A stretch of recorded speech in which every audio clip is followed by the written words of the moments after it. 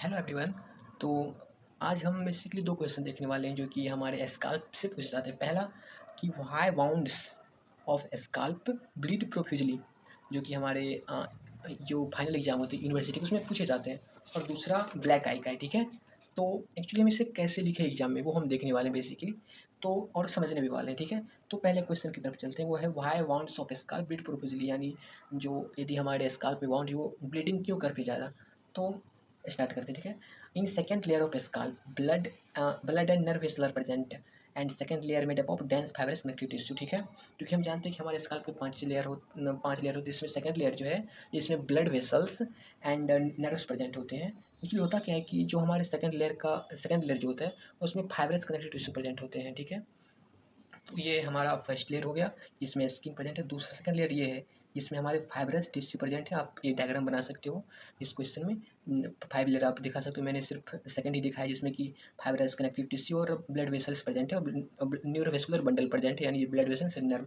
तो अब होता क्या है, यदि यदि हमारे स्काल्प में वाउंड होती है तो ब्लड वेसल जो प्रेजेंट है सेकंड लेयर में, और सेकंड लेयर बना होता है फाइब्रस कनेक्टिव टिश्यू का। तो यदि इंजरी हो गया उस ब्लड वेसल्स में तो blood vessels are prevented from retracting by fibrous fascia.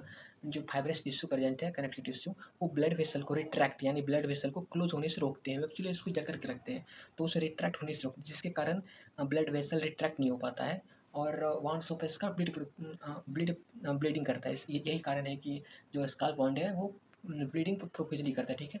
तो उसके आगे हम प्रिवेंशन भी लिख सकते हैं। Bleeding can be arrested by applying pressure at the injury site bye tight cotton bandage against wound, ठीक है।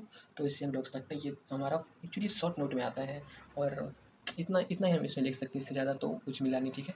तो आप इसमें एक डायग्राम बना सकते हो और ये लिख सकते हो, ओके। और हम चलते हैं दूसरे क्वेश्चन की तरफ। तो black eye disease, what is black eye disease. तो ब्लैक आई डिजीज कैसे, उसके लिए हम ब्लैक आई यदि होता क्या है, तो यदि स्काल्प में इंजरी हो जाए, जो हमारे स्काल्प है यदि उसमें इंजरी हो जाए तो collection of blood in fourth layer, हमारा जो फिफ्थ फाइव लेयर में से फोर्थ लेयर वो होता है लूज एरियल कनेक्टिव टिश्यू का। तो हमारा फोर्थ लेयर में ब्लड कलेक्शन हो जाता है। Causes generalised swelling of the scalp, collection of blood in fourth layer causes generalised swelling of scalp, okay. Blood में extend anteriorly into root of nose and into the eyelid. यदि हमारे scalp injury हुआ तो हमारे जो fourth layer है loose areolar tissue का, उसमें जो ब्लड है उसका एग्रीगेशन हो जाता है, इसका जनरलाइज्ड स्वेलिंग होता है।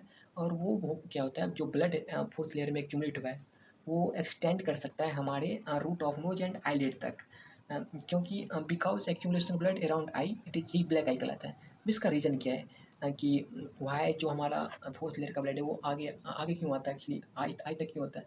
तो इसके लिए हम bondage and extent of fourth layer देखते हैं कि आखिर इसका bondage extent of fourth layer क्या है।